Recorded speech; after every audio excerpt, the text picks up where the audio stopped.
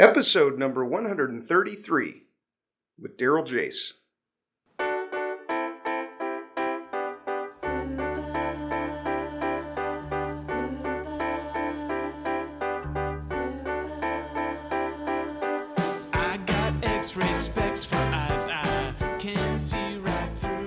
Welcome to the Heads Up Poker Podcast. This is Steve Barton, and thank you for tuning in. I am here today with none other than Daryl Jace. Daryl has been on the show before, episode, now that I said this, I gotta remember, 46. And if you remember, longtime listeners, he was the one who shipped the Sunday Million on Stars when you were, 15 years old, Daryl? Something like that? 16, something 16 ridiculous. years old. Yeah. Sometimes. Yes. And now you're back. I remember the last time I saw you in person, I think it was last year at the WSOP at PT's Pub. And I went up and you said, "Oh, Steve Barton from the podcast." I said, "Yeah." And I said, "How's your summer going?" You said, "Well, almost shipped a bracelet. Not too bad." And, Yeah. I didn't see you out there this year, but you just shipped a tournament out in, where was it, Florida? Yeah, the Pompano, the Isle. Nice. $142,000. Well done, sir. Nice run. Thanks. It was first live one ever, so it's definitely fun. Nice. Right on. What? Run us through that. What was that? Were you out there for the whole series? I see a min cash here. Looks like the like a week before. So you must have been out there for a while, huh? Well, I moved down here actually. Oh, you in did? July, yeah. So I was in Vegas for the World Series, and then wife and I just decided to move down to Florida. And then we moved, and then I came back for the main event, and then just came back to Florida after I lost the main event, and then fired some IL tournaments and ended up cashing one and winning one. So Right on. Nice. good move so far. You're down in Florida now. Like, what casinos do you have near you? So I'm 10 minutes from the Isle and 20 minutes from the Hard Rock, so positioned pretty well. Nice. Right on. And that was by design, I'm sure, right? Yeah, I mean, Fort Lauderdale is a cool area too, so I have two kids, and I want it to be where like the best schools are, because Florida doesn't have the greatest school system, so Okay. both of that came into play. Right on. What I've heard a lot about the Florida card scene, and it everything's been good as far as Yeah. competition level of play and just how much money there is, recreational money floating around there. Have you found that to be true? Well, I've only played 2 tournaments, but yeah, so far it's been like that. I've visited 2 out of 2 ain't bad. Yeah. So sample size. Played 2 tournaments, cashed in both, shipped 1. Yeah, no, it's been great. 100% cash frequency. Easy game. I'm trying to keep it up. Yeah. You're afraid to play the next one. You might you might have to go 2 for 3. Yeah. Right on. Well, you've been having you've been playing online, right? You just had the series come out on TPE, or do they stack those and that's been out for a while? No, I think that tournament happened mid-July, and they put it up pretty quickly. So yeah. Oh, nice. You're on a freaking heater, dude. Nice. I know. I've won like 10 out of my last 12 sessions, or 11 out of my last 12. It's just insane for tournaments. Probably my best streak ever. Wow. Yeah, I'm. If you reverse that, I'm, and then subtract 1. That's about where I'm at. I'm on a horrible downswing right now. Every poker player has had that. And right before Black Friday hit, I went on for the first 4 months of the year, I went on a negative 90% ROI streak for 4 months. Oh my God. Minus 150, 160K. Plus, I went into the year with like 90K makeup. So I ended Black Friday with like $250,000 makeup. I'm just like, I guess fuck poker. Let's do something else now. Jesus. But here I am, still doing the poker thing. Still doing it, yeah. How'd you recover from that? Did you drop down? Like, what did you do? Well, I was backed. I tried traveling, which was kind of like hard. Just had a kid. I don't know, just hard when you're young and married and have a young kid. So I did that and played cash games and played online when I could, when Merge popped up. I don't know when Merge was on the scene, but I did that, and that was basically it. And then I tried to find something else to do, and that's how I stumbled upon like education and all that. Yeah. You still coaching? I do poker coaching still. More interested in going away from that and just teaching people how to learn or how to teach others. That's what I really enjoy. So I'm trying. The goal is just to be doing exclusively that and just playing poker whenever I feel like it, whenever it sounds fun. Interesting. So teaching people how to learn. Yeah. So any concept in general or poker or? Yeah, well, I guess I've had an interesting experience or background in that I dropped out of school in 7th grade, and so I basically have to self-teach myself almost everything, really basic stuff. I didn't have a teacher or anything. So going through that whole process, going through like the process of learning poker and getting to a pretty high level. I mean, I'm not near mastery, but I think I'm at like a pretty high level, like just the experience from that process. And then, after Black Friday, when I stumbled on teaching, since then I spent like the last 5 years just teaching others and reading and studying how to learn and how to teach and all that. So just have a really strong, like passionate background for it. And yeah, I just find it really fun. So, what are your top 3 tips, or like what are some things that listeners could do to help them learn faster? And I'm sure they're all thinking of cards right now, but maybe there's a few that are thinking of other concepts. But like, what are some general principles that, like, if you could give your top 3 tips, what would it be? Yeah, especially if they're poker related ones. One is kind of unconventional, but I think really important, is just not trying too hard and having fun.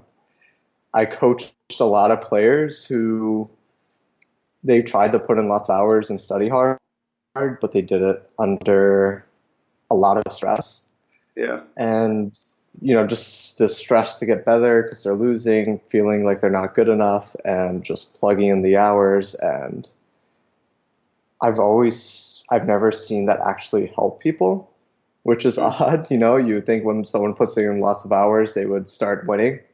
Yeah. But when they're doing it from that mindset of stress and, feeling like not good enough rather than interest, curiosity, and openness, they don't really learn that much. It's a lot of sessions, a lot of time spent, going over hand histories and maybe just getting mad at yourself over stupid plays and berating yourself, or maybe you end the session feeling bad seeing all the mistakes you make, or you're not really open and being curious and thinking about the game in different ways. They're like doing it out of a sense of obligation more than because they want to. Is that kind of what you mean? Yeah, exactly. It's 100% the case. So when you're doing that, it's harder to be creative. It's harder to be open-minded. It's harder to not be results orientated and just view every mistake you made as bad rather than analyzing it. If you bluff the river, you're going through a downswing, you're going through your hand histories, you see you bluffed the river, got called, and you're out of the tournament.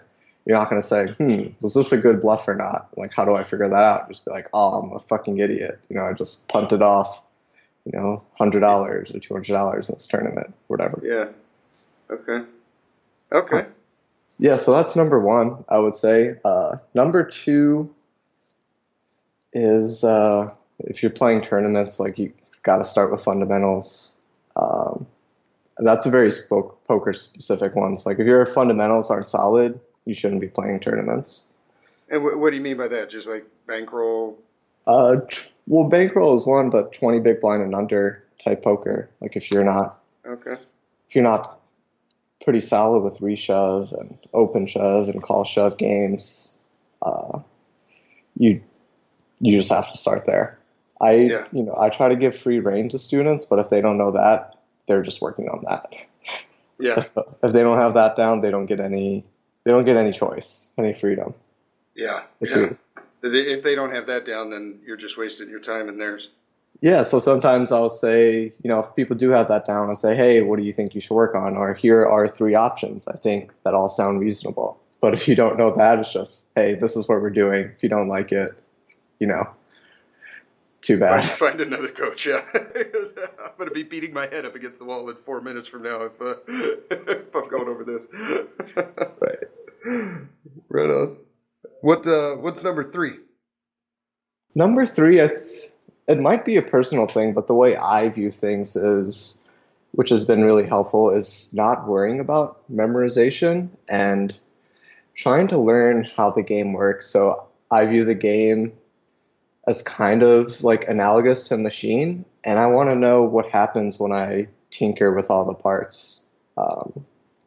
So for example, if I want to know, if I want to think about like exploiting people, I want to know what happens. Like, what if I up someone's check raise percentage on the flop? How do I adjust to that? What if they check raise too little? What if they don't check raise enough value? What if they check raise too thinly for value? So I ask questions like that, which have to do with kind of pieces of the machine moving rather than very specific questions that are kind of focused on memorization and improving on the hand right now. That's the stuff I think I got the most value out of, and how I've been approaching the game for a really long time. Yeah. Let's see, you started when you were 15 or 16. How old are you now? 29. 29, so decade and a half. Yeah, like 20,000 hours maybe. Yes. Double the 10,000 hour rule. Yeah, over a million hands, I'm sure. Impressive. I have a couple of questions on the first video of your last series. Okay. Maybe now's a good time to bring in Tournament Poker Edge. Play tournaments. I play tournaments. Tournament Poker Edge. Daryl Jace is on Tournament Poker Edge. He just came out with a series. You can watch instructional videos, learn from the pros.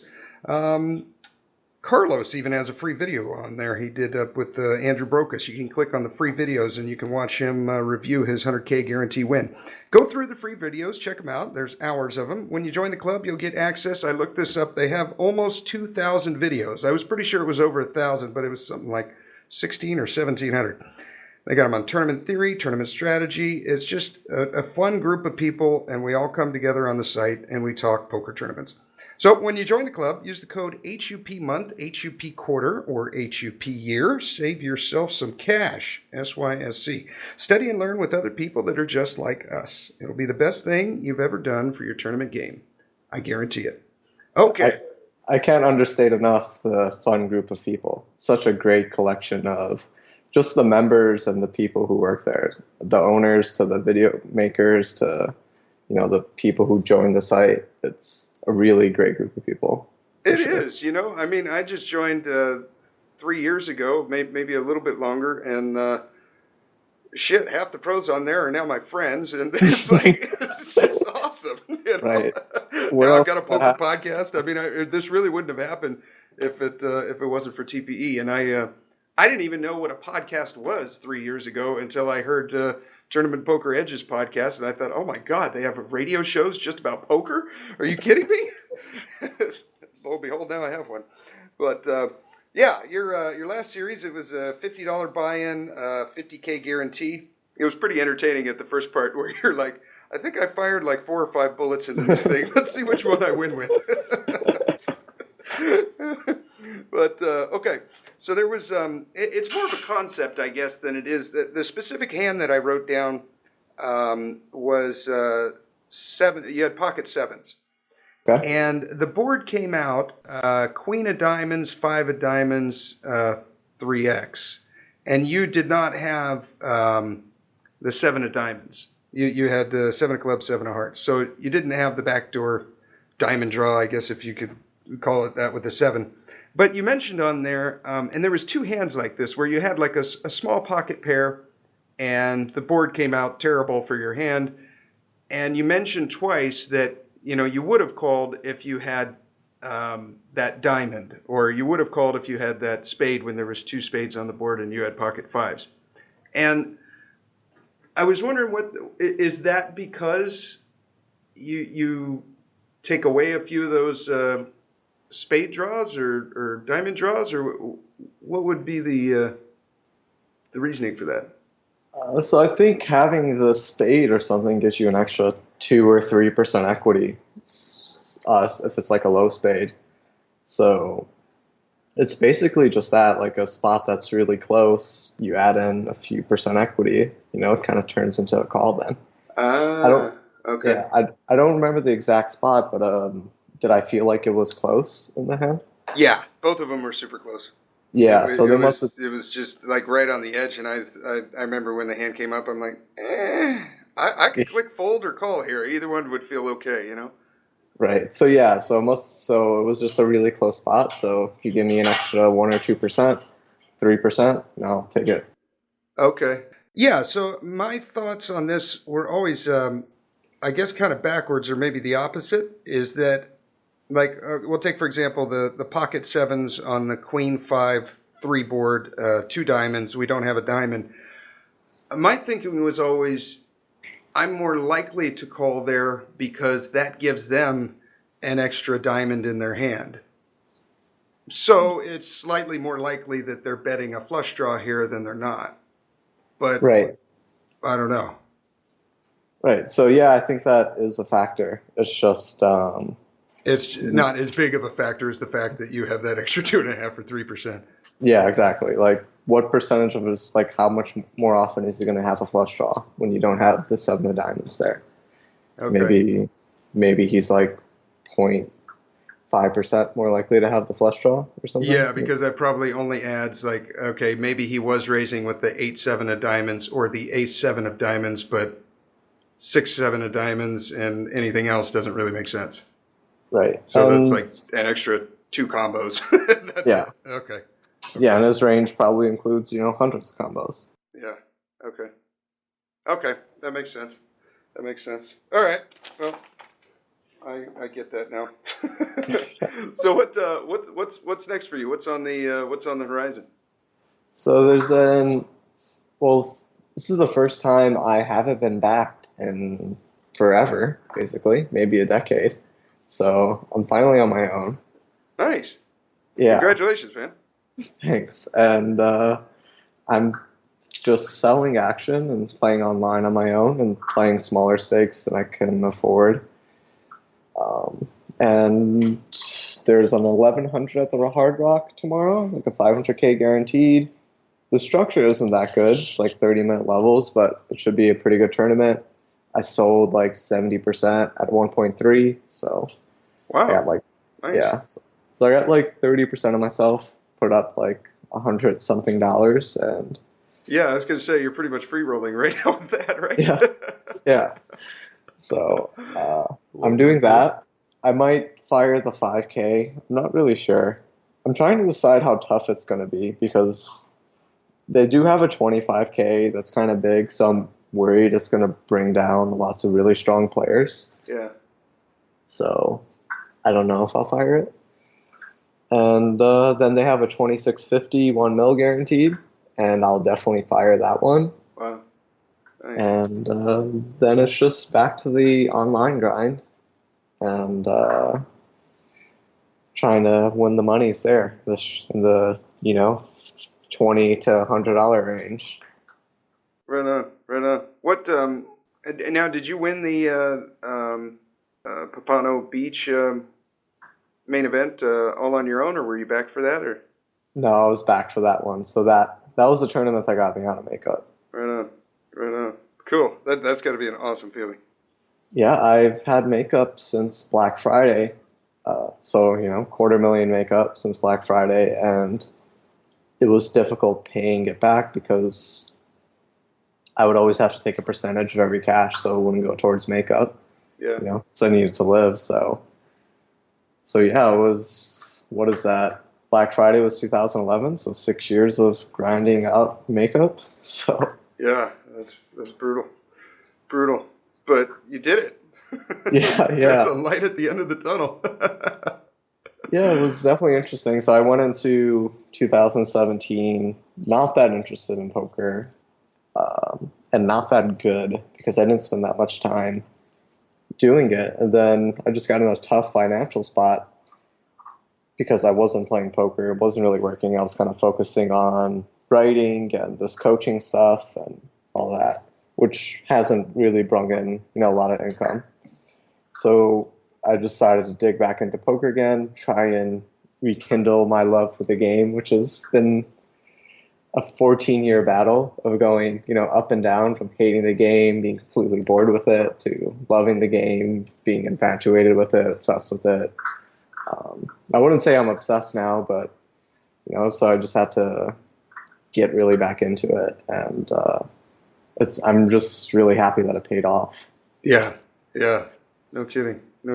All it takes is one tournament, and there's no feeling like shipping a tournament. Yeah, I was definitely feeling frustrated after the main event, so I put 4 months of hard work into the game, really studying, and I just dug myself like 40K deeper in makeup, and, I was just like, fuck, just wasted all that time. But, that's just how tournaments go. I feel like most careers, but especially tournaments, you could definitely say this about most careers, but tournaments especially, it's really about, like, if you want to get to like higher levels, it's really about how much pain you can handle, I feel like. Yes. That's life, man. Yeah. That's life. You got to go through the pain, feel it, and then it goes away.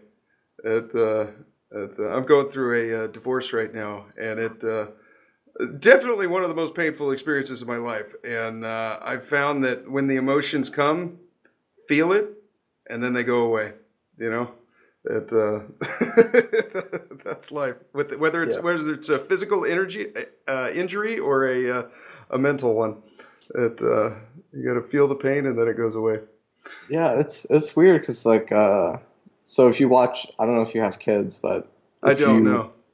If you watch, when I watch my kids when they're younger, they don't ever experience like depression and stuff like that, like adults do. Yeah. And I notice whenever they feel something, an emotion, it's just, there's no extra baggage with it. They just express that emotion, for 5, 10, 15 minutes, or even just for a few minutes, and then they're just completely fine. They go about their day. Whereas like we as adults, we just add all this baggage onto it. We project into the future. We complain about it. We sit there and stew and try to keep silent and quiet. Yeah, I think what you said about expressing it and letting it go is actually pretty profound. Yeah, there's I don't know where I got that. I didn't make it up myself, but I'm sure I heard it somewhere. But it's I found it to be true. I read somewhere that we're born with two fears, and one of them is the fear of loud noises, and the other one is the fear of falling. And that's because as babies, it could be fatal if you fall and you're dropped. Loud noises usually means that there's an attack or something's wrong. And every other fear that we have is learned. So whether it's a fear of spiders or it's a fear of crossing the street, every other fear you have is a learned response to something that's happened in your life. And like what you were talking about, your kids, they haven't experienced enough of it yet to, they just feel the emotion, then it's gone.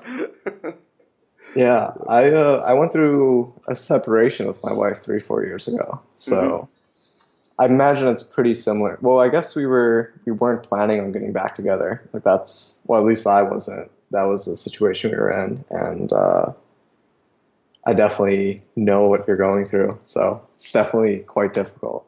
And I'm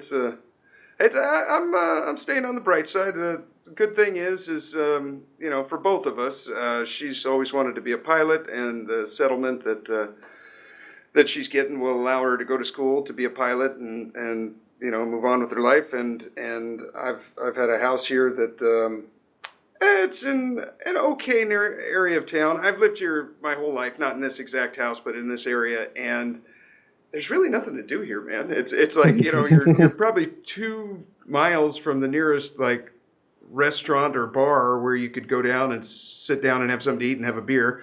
You're 5 or 6 miles from a movie theater. Like, you're just way tucked down into the suburbs where there's just nothing to freaking do, Right. And so this has kind of been a kick in the pants, and I got a little bit of equity in this place. That's what I'm going to use to give her a settlement, and I'm going to go move to a fun area, somewhere where I could walk down to the movie theater, walk down to the bars. There's always some kind of salsa festival or something going on every weekend, It's like, so looking on the bright side, I think this is a good thing for both of us, and it's a kick in the pants for me to go move somewhere fun. Where do you live right now? I live in South Oxnard. It's about an hour and a half north of Los Angeles. It's mainly a farming community. We're famous for strawberries here. We have a strawberry festival every year, and it's on the beach. I don't live on the beach, but it's an ocean town. And the place I'm going to go is another little town called Ventura, and it's about 15 miles away from here. And the area specifically is downtown, where you can live up on the hill and just walk down to. They got this neat little just main street that's probably half a mile long, and there's just restaurants and clubs and little knick-knack shops and thrift stores and stuff just lining that main street. And then they got pizza till 3 o'clock in the morning if if you're out that late. And it's just a neat town. It's a neat town. So cool. So you already picked out your place and everything? Haven't picked out the place yet. I've lived there before. I lived there before, like a couple of years ago, and then I moved back into this place. My wife and I did, soon to be ex, and with the thought that if we want to, we'll have the option of selling this, and this is not made that an option anymore. It's made it a certainty, but it's all good. Right. Yeah. And how long were you married for?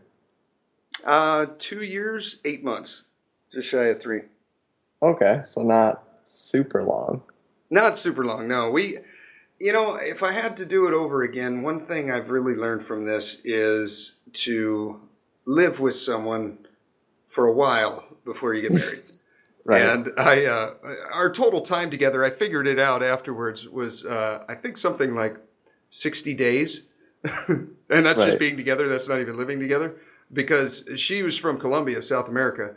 And in order to even get into the country, we had to do a fiancé visa, which is it's like a shotgun wedding. I mean, you get into the country, from the time they stamp your passport, you have to be married within 90 days or you get sent back home.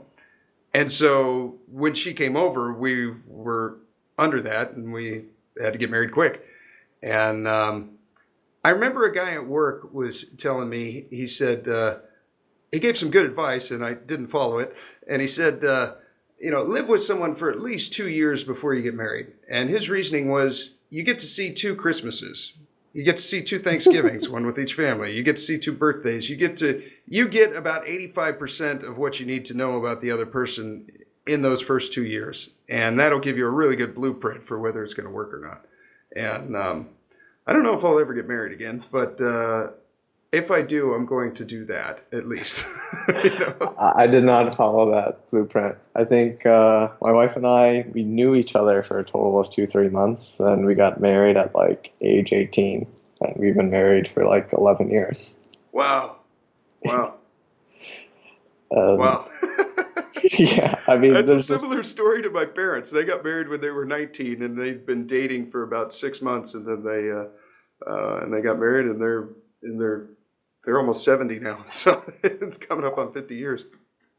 Yeah, there's that learning factor of not living with someone, but also you're both 18, you're not even real people yet. So there's that growing and changing factor and all that. So it's been really turbulent because of that, but also just, I don't know, we kind of just go well together. So it's been good overall through all the variance and downswings and upswings. Yeah, that's good. That's good. And you've been a professional poker player since you guys met then, huh?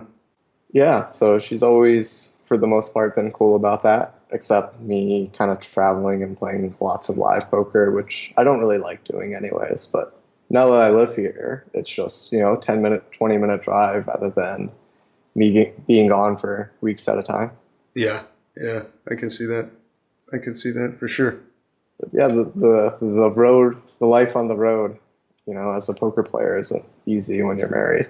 But then you try to like take them with you, which is tricky as well, because I would sometimes take, the family to like the casino, and it's just not the greatest place.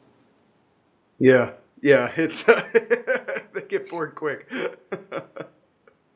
Get bored quick. Yeah, so if you want to play poker for a living and you're in a relationship, serious one, move to Florida. It's a good spot. That's the pro tip. The best tip I'll give in the podcast. I'm going to make a trip out there specifically for poker. I went to Miami with my ex maybe 6 or 8 months ago. We were staying like right on the beach, and just in the tourist area. I didn't get a chance to see the casinos or nothing, but I want to make a special trip out there just to casino hop for a week or so, kind of get a taste of it. I think it'd be fun. Yeah, hit me up when you get down here. I will. I've got a strategy hand if you're Yeah, up for let's do it. Okay. Yeah, I was worried because I wasn't sure if I was supposed to bring one. Oh, you're good. Yeah. Let me first tell you about Elliot Roe. Yes, I will not play a hand of poker unless I listen to that man's voice first. Meditation tapes just before you play. Get in the right mindset so you can focus on poker. Listen to an MP3 before you play. Put it on your phone, your computer, your tablet. He's got MP3s for everything. Online cash, online tournaments, live cash, live tournaments. He's got a leak buster. Maybe you need to play more, the Simple Volume System. That might be for you. Try it for free. There's no obligation. Listen to his 7-minute tilt buster. Put it right on your phone and listen to it. No credit card, nothing. It's free from me to you. Just click on the link in the show notes. It'll take you straight there. You have to have a warm-up routine for everything. Professional athletes do it before a game. You need to do it before you play poker. Need a little 10-minute routine before you start to wager large sums of money for small little edges. If you learn nothing else from me, let it be that you have a set routine you do every time before you play. This is the next step in poker. The Mindset Advantage by Elliot Roe. Use the code HUPOKER. Score yourself a discount. You'll find the link in the show notes. HUPOKER. All right, Daryl. This one, kind of an interesting spot. Okay, this is an ACR tournament. It's either a $22 or $33 buy-in. It's not telling me on the replayer here, but that's all I was playing that night. So it's either 22 or 33. Early stages, blind levels are 50, 100. There's a 10 ante, 10 chip ante from each player, so we're 9-handed. Total pot is 240. We're under the gun, and we've got Queen Jack suited. We've got 68 big blinds looking around the table here, going from our left around. There's 45 bigs, 13, 44, 96, 137, 36, 117, 44. So, most people have 50 bigs or more. There's one shorty here with 13, but that would be an easy call if he shoved and everyone else folded. With Queen Jack off here, I'm just throwing it away without a second thought under the gun. But Queen Jack suited, I feel like we need to open. Yeah, absolutely. I think two things are kind of missed in opening range. One is you want at least some semblance of board coverage. Okay. And two, you don't want to be opening too wide or too tightly. Okay. But yeah, Queen Jack suited is definitely in there. Okay. Almost always, I would say. Okay, and generally speaking, what I do is early position under the gun. I'm usually going 2x or a tiny bit more, and then around the button, I'm doing like 2.8 to 3x until we just start getting into blind levels of like 1K, 2K. Then I'm usually just min raising from every spot. But what's your sizing, generally speaking, under the gun for here? So probably around 2.5x, and I go around 2.1x for the button. So I do like 2.1 late position, 2.3 mid, and 2.5 late-ish. It's about what I do. And what's your reasoning for raising less on the button and more under the gun? I think the arguments for sizing are really hard to make.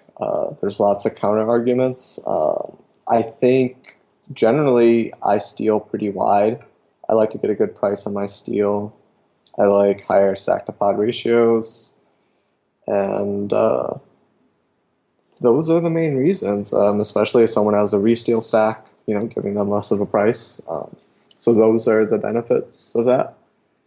So, You're trying to keep them in the pot when you're on the button? not so much trying to keep them in the pot. I'm trying to, one, I don't think I have to make it so big to get it folded around. Two, I can't get flatted in position. So I don't want to min and then get flatted in position, that's why I don't like minning from early position, because getting flatted in position just really sucks. So I don't have to worry about that. I'm always going to be in position. The higher stack to pod ratio I have in position, the better it's going to be for me. Because I get to play more streets, just use my edge more. Okay. And if they throw in a 3-bet too, I can flat more 3-bets there because I'll have higher stack to pod ratio. And those are the main reasons. Okay. It's really hard to argue. Hard to argue what's the best size, but those are my reasons. But I'm sure there's some counter arguments as to why, like, maybe 2.5 on the button would be better at that stage. Okay. Well, I make it 2.1. I make it 211 under the gun with Queen Jack suited. Another little side note, flashy light squirrel. I seem to find that, and maybe you found this too, or maybe this is just my observation. It seems like raising under the gun now, I'm getting a lot of steals when I'm raising under the gun, and so I've started to widen my range a little bit under the gun, and maybe now they're starting to pick that up. But it feels like, and I haven't gone back and looked through this to verify it, but it feels like I'm getting. I never expected to steal before from under the gun, but now it seems like it's happening, 15% of the time, and I'm always surprised when it works. Yeah. Have you found that, like, maybe over the last 6 months or so? Yeah, what's weird is that people started picking up on this like 3-4 years ago. And usually what happens with trends is that the better players pick it up like the quickest, and then more and more players pick it up, and then the spot kind of like dies quite a lot. And this hasn't happened for under the gun opening so much. I mean, there are players who notice it sometimes and do put in the light 3-bet when you go for that UTG steal, but it's remained very profitable for 3 to 4 years. And I think the reason why is just fundamentally people don't know how to deal with it, especially when they have 20 big blinds and under. And that's when it's most effective, when everyone has around 20 bigs or you're playing with the 20 big blind stack. And I think because fundamentally people just don't flat off that stack. This is my hypothesis. I don't know if it's true, but I think because nobody flats off that stack and just plays 3-bet or fold, or at least, most people. Yeah. That is just so profitable, All 7 players besides the big blind is playing 3-bet or fold versus you. And it's really hard for them to 3-bet ace-10 off and king-jack off and pocket to an EP sixes. open, Yeah. Okay. So you just get folds. I remember going through my EP steals with my weekends, and I'm making like 40, 50 big blinds per 100. I'm going through my students' steals, and they're making, 40, 50 big blinds per 100. Wow. Yeah. Okay. Yeah, I always throw in like, the Jack 10 suited and the 8-9 suited and the 8-7 suited, stuff like that, just kind of as a curveball. Mm-hmm. I do my nutted hands there, of course, as well. I'm not folding kings under the gun, but I've found kind of throwing in the pairs and the and those little oddball suited connectors too. Kind of throws a wrench in. I don't raise the 8-7 suited every time under the gun, but I would say I probably, when I get it under the gun, I probably do it 30% of the time, maybe not quite that often, maybe 20%, but yeah. What happens when I know someone's tight is that you can kind of exploit the fact that they aren't opening it yet. So, for example, I was playing a tournament recently, and the board came 9-9 queen after they raised under the gun. Mm-hmm. And I defended the big blind. They tried, they went for the C bet, And I was just thinking, this guy has 0 9s in his range. His raising 10% from EP. He's not opening all those 9x, ace 9 suited, 9 8 suited, jack 9 suited, queen 9 suited plus. Yeah. And so therefore, it's just a really good board to attack. And any board, if someone's really tight UTG and the board comes 10 9, 10 9s and 8s, and jacks to a lesser extent, jack through 7 are just boards you get to really attack. Yeah, yeah. So that was the idea of board coverage. It's not as important versus weaker competition, but a lot of them kind of exploit it intuitively without them really like going through that analysis. They just have like a feel. But I mean, I give players a lot more credit. I just feel like they can a lot of players can intuitively sense, like, if a tight player raises an EP and the board comes middling cards, they're just not going to give them credit for them. Yeah, yeah. Yeah, I like doing that move from the big blind to early and middle position opens, all complete, and then I love it when the board comes like 5-5 ace, and then you check raise them, and you can almost see them thinking online because they take longer. It was like they just hit the C bet, without thinking, and then they realize when they get checked raised, they're like, I have absolutely no 5s in my range, and this guy has all of them. Yeah. It's like, fuck. Yep. Yeah. Let's see. Okay, I got lost in the hand here. All right. Okay, blind levels 5,100. We're under the gun with Queen Jack of clubs. I make it 211, so 2.11. Under the gun +1 calls. And it folds around to the big blind, who completes. So under the gun +1, we only have 16 hands on him, so unknown, and he's 45 big blinds. We have 68. The big blind has 44 big blinds. So we're basically playing 45 bigs effective. The big blind, I've got 38 hands on him. He's a 34-18. So okay. Okay, so we go to the flop. 773 chips in the pot. And with Queen Jack of clubs, we get a flop of Jack of hearts, 8 of spades, 2 of spades. Yeah.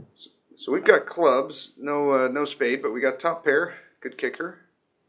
And the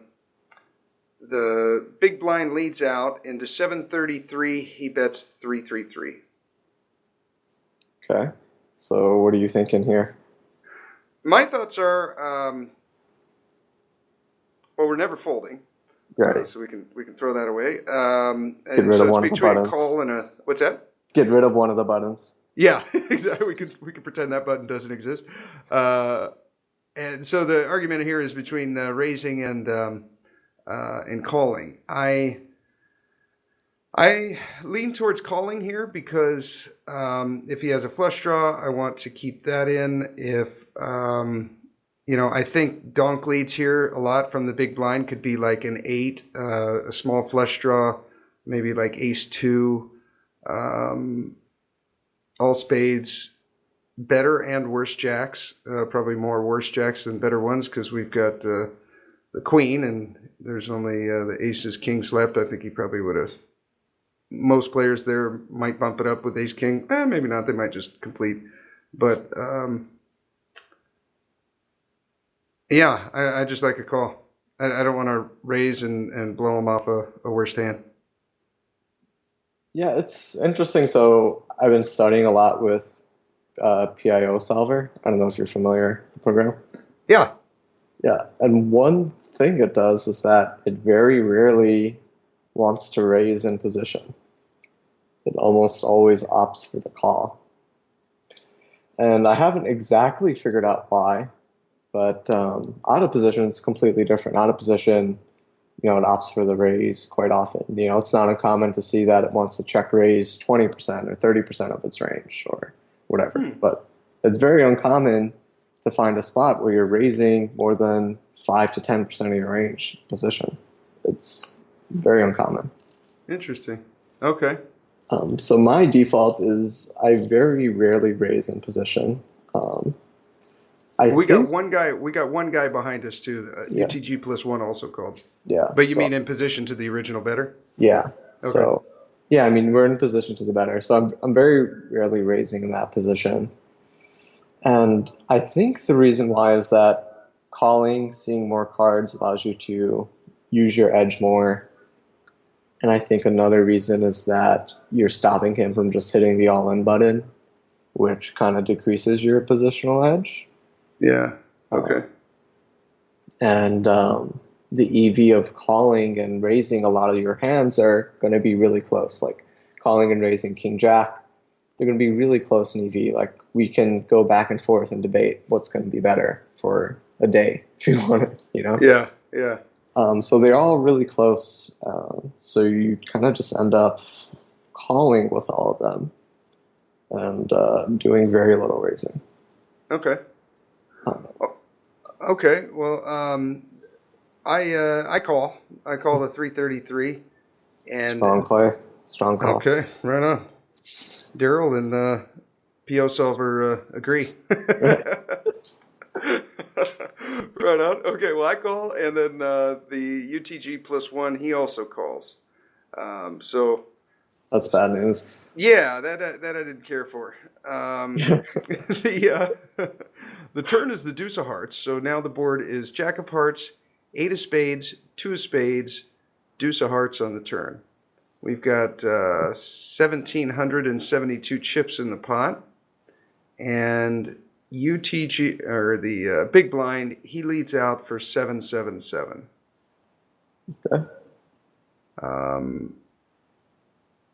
you thinking about raising here? You got like 3,800 effective right now? We've got about, let's see, about 3,800 effective. No, I guess my my thought here is we still got top pair. The flush didn't come in. That's like kind of small, like 40% pot. Yeah, it's less than half pot. He's still got 9-10 for the straight draw on his range. He's still got all the spades. Maybe he did have like ace queen of hearts, and now he picked up some equity on the turn, so he wants to put in a bet. I don't know. I don't think I could ever fold here. I think it's still a debate between calling and raising. Right, and yeah, I would just kind of give the same argument. And some of the reasons why raising isn't so good, although that's kind of a good turn for you, is that you could potentially be beat. Like you could potentially be beat on the flop by both players, or you could have them like jam flush draws on you with like good flush draws and have to put in like high variance spot. So you can call, and you have pretty good relative position here. Get to see what the other guy does and not risk your whole tournament. Oh, well, I guess it's not your whole tournament, but I'm pretty certain you should just be calling here. Okay. Unless you believe he is bad enough to kind of bet call, all those worst jacks. Like, if you knew for sure he's leading jack 5 offsuit and then calling a shove, then you should shove. Yeah. Okay. Okay. I flick in a call, and lo and behold, UTG plus one, he comes along as well. So that sucks. The river is the 7 of hearts. So with Queen Jack of clubs, the final board is Jack of hearts, 8 of spades, 2 of spades. Turn is the 2 of hearts, rivers 7 of hearts. Keeps getting worse for you. Yeah. The big blind, he checks. And now it's on us. What is this I was debating between bet fold and I hate to check call here. What are you trying to get value from? A worse jack, and maybe like a big 8, like an ace 8 or something. But are either one of these guys really calling there? Because they couldn't have the flush draw if they had ace 8 unless they had ace 8 of hearts for the backdoor flush draw. I guess a worse jack, something like pocket 9s and 10s and an 8 But Yeah, I don't know that any of those are calling if I bet, huh? well, so here's how I chunk this hand down. I'd ask first, who do you think has the stronger range, and then focus on them. Probably the guy after me. Yeah. So I would focus on him first. Okay. Whether you want to bet versus him. So my question would be, what worse jacks does he have in his range, and what worse eights? Okay. Jack 10 suited, possibly. Okay. How many combos? Does he have Jack 10 offsuit? Probably not. I can't imagine too many people calling Jack 10 off there to and under the gun open. Yeah. So for very small percentage of combos. Yeah. Yeah, so it's Jack 10 suited, maybe Jack 9 suited. Maybe. Right. So that's like how many combos? 4? 4 each, so 8. Right. Well, you block 2 of them. You have one and there's true. one on the board. Yeah, so 4. Okay. 4 total. And how many hands can you think of that beat you that are in this range? Better jacks. Yeah, like how many combos of better jacks does he have? Well, let's see. He's got King Jack. He's got Ace Jack. Could have those offsuit or not. I think unknown player may call an under the gun raise with Ace Jack off and possibly King Jack off. I mean, in his shoes, I'm not, but I think definitely more possible than the Jack 10 off.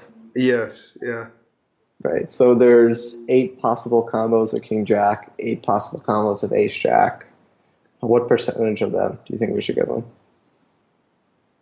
Maybe like half, because he might fold pre-flop or something. Yeah. Yeah.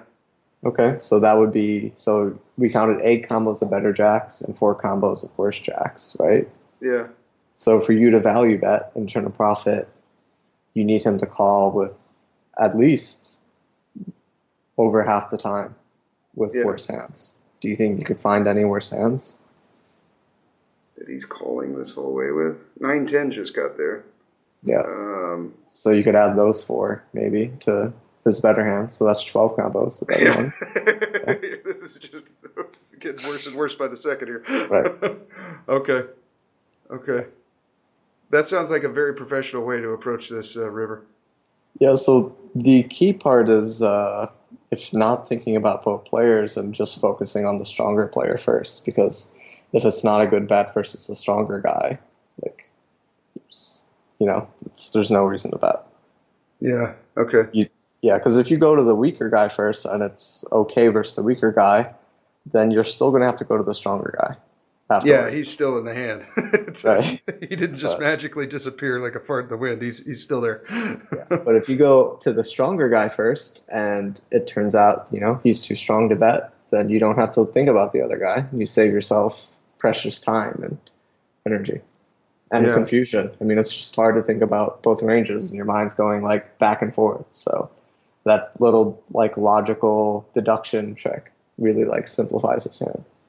I like that a lot. At every single podcast, I learned something new. There's always one little golden nugget in each one, and that's a really, and it's so damn logical now that I'm thinking about it. I'm surprised I never thought of that before, but that's really well put, Daryl. Yeah, there's a lot of little logical tricks like that where you're just making sure you're thinking about the most important stuff first, and generally, when you do that, you can kind of. Sometimes you don't have to think about anything else, Yeah. Right. And I mean, it's a bit of a logical trick to not think about anything else in his range, not think about anything else other than how many better jacks he has or how many worse jacks he has in his range. Because, I mean, logically, when we just did like how many worse hands he has and you only counted like 4, you could have just said, fuck, I don't even have to count the better hands at this point because I only counted 4 worse hands. There's no way that there's, that there isn't way more than 4 combos. Like, there's guaranteed to be way more than 4 combos of better hands than me. Yeah. So you could have, your thought process literally could have been, guy on my left only has 4 combos of worse jacks. I check. Like, there's no way it's that. Yeah. Okay. Right on. Yeah, this is, I think, where I got lost in the hand. Into 4,100, I bet 1,400. The guy to my left, ironically, folds. Okay. And then the big blind, he calls, and we split the pot. He's got the same hand. Wow. Nice. So that's, I guess if there's any consolation to that one, is that at least I got to split the pot and didn't get raised. Yeah, my thought there was it was going to be a bet fold, and I really like what you said. Just think about, okay, who's got the stronger range? Well, obviously the guy to my left, yeah, just run through how many hands am I beating of his, and how many hands am I not beating, and if the if the one that you're beating has so few combos that you don't even have to think of anything else, let alone the weaker guy to my right. Yeah, you can do that for pre-flop opens too. Like when I'm playing lots of tables, I just focus on button and big blind, two strongest opponents. So yeah, okay. Yeah, I used to go through everyone. It was just very tedious, and I only like to play 3-4 tables at once, so I could do all that. But now I just kind of get the meat of it. The two most important guys. Yeah, I like that. That's good. That's good. Cool. Well, thank you for coming on, Daryl. This was fun. If someone wanted to contact you for coaching, how would they get a hold of you? So Twitter, I'm at Daryl Jace. Facebook, I am also Daryl Jace. I have a website, daryljace.com or jacepokercoaching.com. I do poker coaching. I also do teach people how to learn, teach people how to teach others. That last part comes in handy for poker if you're staking someone and coaching them at the same time, or you run a stable and you hire other coaches. There's probably very few people who are interested in that, but I have had clients for that, and it's definitely really fun. And yeah, that's basically it. I've even done a session with someone on podcasting, like how to ask questions during podcasts and do good interviews and all that. That was really fun. So that's the stuff I'm most passionate about. I also do the poker coaching though, and I'm pretty damn good at it. Yes, he is. I've gotten an hour myself from him, and he set up my HUD and everything. It was pretty sweet, and let me know where I suck. Yeah, it's actually on YouTube, I think. On my channel. It is actually. Yeah. If you Google that on YouTube, you can see our session. Yeah, Carlos and Mike were on it too, right? They were, yes. That was really fun, actually. Really enjoyed that. That was a good one. That was cool. All right, we'll throw a link in the show notes to your jacepokercoaching.com. And thank you for tuning in. You can get your free 7-minute tilt buster. Click on the link in the show notes. When you purchase an MP3, use the code HUPOKER. Check out the free training videos at Tournament Poker Edge. Sign up and use the codes HUP month, HUP quarter, and HUP year. Bookmark us on Amazon. Go to headsuppoker.poker for all things poker. And thank you for tuning in. Here is your weekly motivational speech.